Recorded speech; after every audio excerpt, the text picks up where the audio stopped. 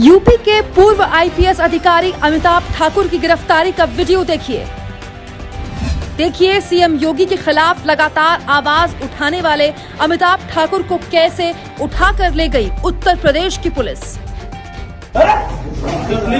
भाई साहब आराम से आप जाएंगे लेकिन हमें चप्पल तो पहनने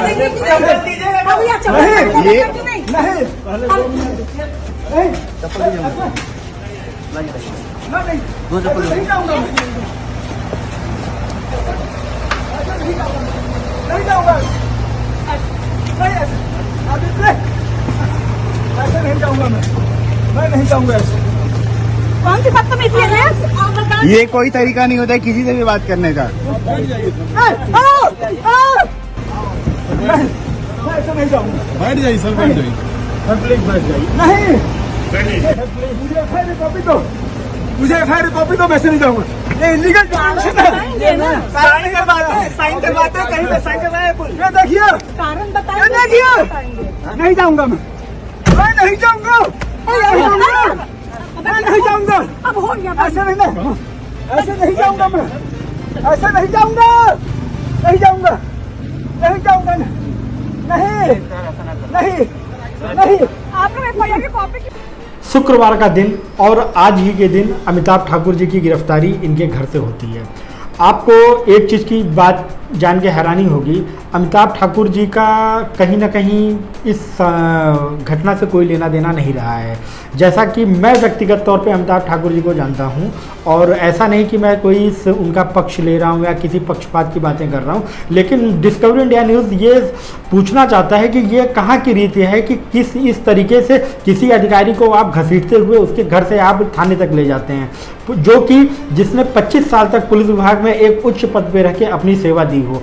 और जैसा कि हमारे सूत्रों ने हमें जानकारी दी कि मानसिक तौर पे इनको तकरीबन एक हफ्ते से परेशान किया जा रहा था। आपको हम बताना चाहते हैं कि अमिताभ ठाकुर जी ने अभी ज़्यादा नहीं, कुछ दिन पहले ही इन्होंने आदित्य योगीनाथ के खिलाफ चुनाव लड़ने की बात कही थी, और इन्होंने अपने पार्टी का नाम भी रखा था अधिकार सेना, और इन्होंने यह भी बात बोली थी कि हम आदित्य योगीनाथ के खिलाफ गोरखपुर से ही इलेक्शन हम लड़ेंगे।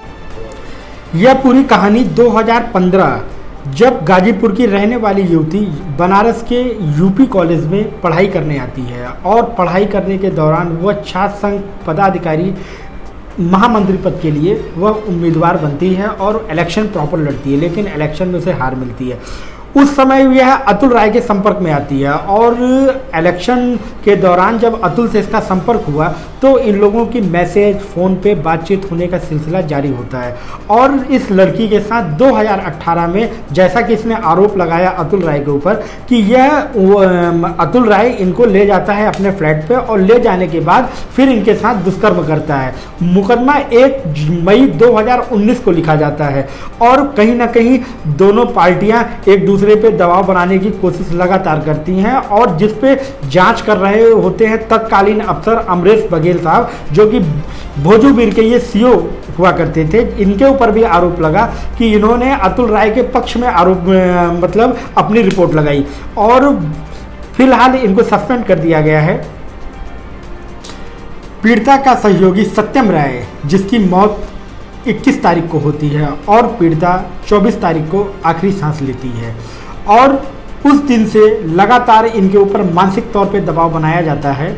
और ऐसा अगर सूत्रों ने बताया कि जिस दिन से अमिताभ ठाकुर ने ऐलान कर दिया था राजनीतिक पार्टी को गठित करने का, उस दिन से इनके ऊपर शिकंजा कसा जाता है। और डिस्कवरी इंडिया न्यूज़ बार बार यह प्रश्न उठाएगा और उठाता रहेगा कि क्या कितना हद तक यह सही है कि एक ईमानदार अफसर को उसके घर से इतनी बुरी तरीके से घसीटते हुए थाने तक ले जाया जाता है, और क्या इसी दिन के लिए लोग पढ़ाई करते हैं कि वो सत्ता का यदि विरोध करें, गलत काम के पक्ष में न रहें, तो उनको आफ्टर रिटायरमेंट के बाद इस तरीके के जलील हरकतों का सामना करना पड़ेगा। डिस्कवरी इंडिया न्यूज़ के साथ धीरज दीक्षित, नोएडा। आपको याद होगा कुछ दिन पहले ही अमिताभ ठाकुर ने साफ कर दिया था कि उत्तर प्रदेश के मुख्यमंत्री योगी आदित्यनाथ जहां से भी विधानसभा चुनाव लड़ेंगे वो उसी सीट से उन्हें टक्कर देंगे। आपको बता दें, बलिया की एक लड़की ने बसपा सांसद अतुल राय पर दुष्कर्म का आरोप लगाया था।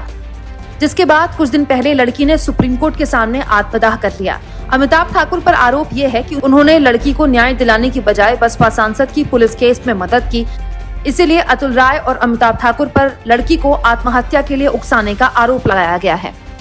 हालांकि इस मामले का एक पहलू ये भी है कि कोर्ट ने लड़की के केस को फर्जी करार दिया था और लड़की के खिलाफ गैर जमानती वारंट जारी कर दिया था, जिसके बाद लड़की ने सुप्रीम कोर्ट के बाहर आत्मदाह कर लिया था और उसकी मौत हो गई थी।